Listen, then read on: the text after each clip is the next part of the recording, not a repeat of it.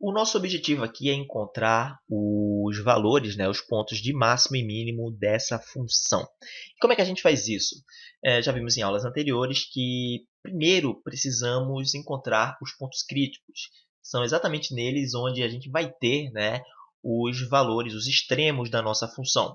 Pode ser que tenhamos extremos, como também pontos de inflexão. Isso já foi discutido em aulas anteriores. Então, o nosso objetivo aqui é encontrar a derivada da função e igualar a zero.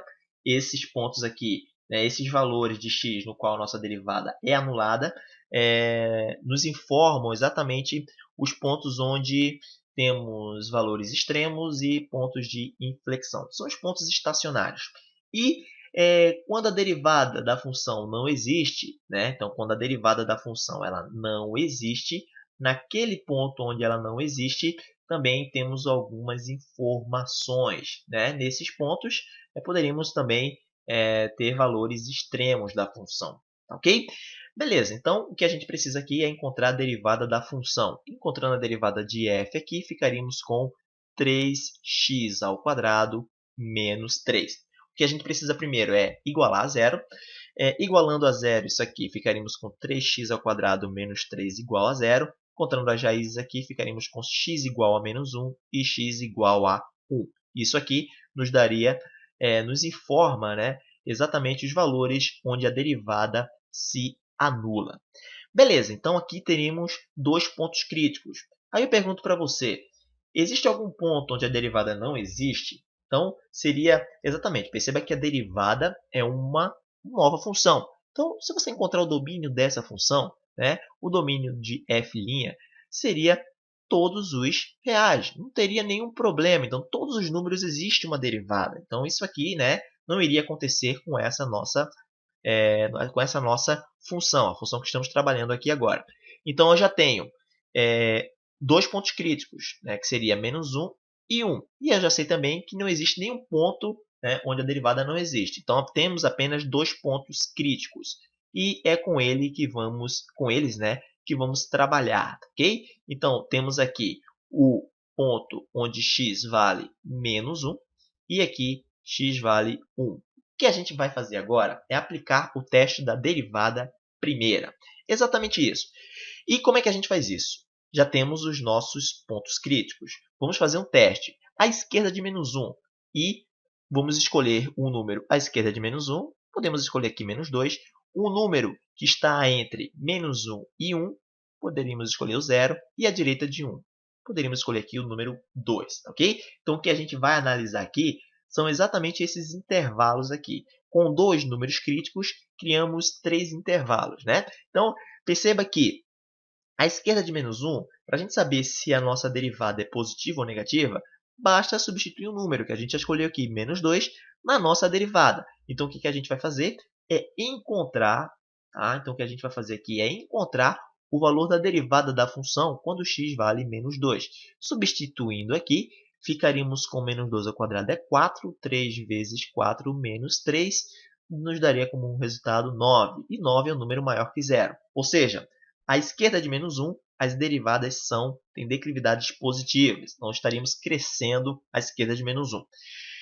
O outro número que a gente escolheu foi zero. Vamos estudar aqui o valor da derivada da função em zero. Substituindo 3 vezes 0 ao quadrado é zero, teríamos menos 3, que é um número menor que zero. Então, como é um número menor que zero, as declividades aqui entre menos 1 e 1, né, estariam decrescendo, seriam números negativos, né?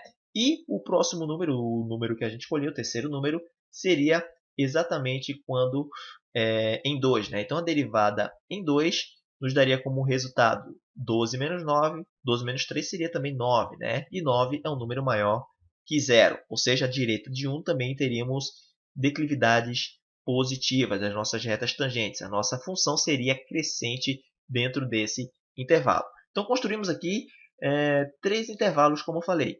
Um intervalo à esquerda de menos 1 é crescente, à direita, ou melhor dizendo, entre menos 1 e 1 é decrescente, e à direita de 1 temos aqui um intervalo crescente. Olha só que maravilha! E essas informações, né, com essas informações já podemos classificar, né, saber se o número menos 1 e o número 1 é um ponto de máximo ou de mínimo. Perceba que aqui a gente cresceu e depois decresceu.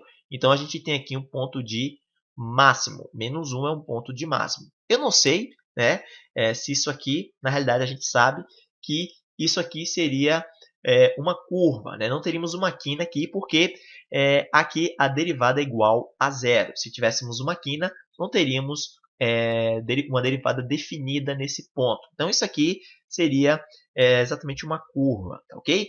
Aqui da mesma maneira, perceba que 1, né, o menos 1, como é um ponto de máximo, na realidade o que está acontecendo em menos 1 é descemos e depois subimos. Então temos aqui o fundo de um vale, de uma depressão. Então o 1 seria um ponto de mínimo. Olha só que maravilha, né? Uma outra informação, e para completar, para enriquecer um pouco mais essa nossa aula, se você construir, você poderia construir com essas informações o gráfico dessa função.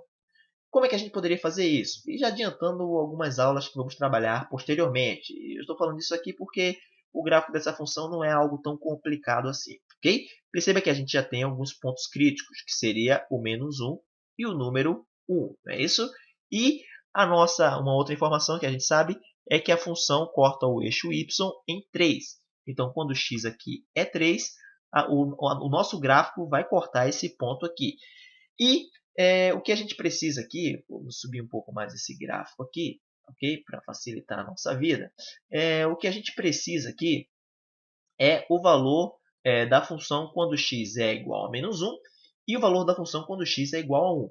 E não é algo tão complicado assim. Substituindo menos 1 na função, né, teríamos aqui f de menos 1, teríamos como resultado menos 1 mais 3 mais 3. Esse resultado aqui é igual a 5. Né? Então, estaremos aproximadamente aqui. Então, quando x vale menos 1, y vale 5.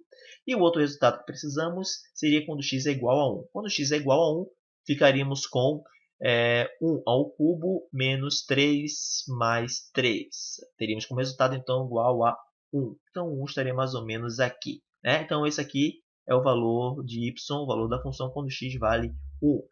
Beleza. Então, com isso, a gente já pode montar, né, fazer um esboço do gráfico. Olha só, observe que à esquerda de menos 1, a nossa função está crescendo. Se ela está crescendo, isso aqui é um ponto de máximo, então possivelmente estaria acontecendo isso aqui. Né? Então, estaria acontecendo isso aqui, e entre menos 1 e 1 a nossa função é decrescente. Então, até menos 1 ela estaria decrescendo, e cortaria o eixo y aqui exatamente em 3. E ficaria algo parecido com isso. E como 1 é um ponto de mínimo, né, ela faria a curva exatamente aqui. E à direita de 1, a nossa função ela é sempre crescente. E é isso que está acontecendo. Ou seja, ficaríamos com algo parecido com isso. Não estaria muito bom o nosso desenho, mas perceba que é algo bem interessante. Né? A gente conseguiu esboçar, aproximar o nosso gráfico, o gráfico da nossa função principal que estamos estudando aqui. Ok, pessoal? Então, eu espero que vocês tenham compreendido e na próxima aula vamos trabalhar sobre os pontos de inflexão, ok? Então, espero vocês lá. Até mais!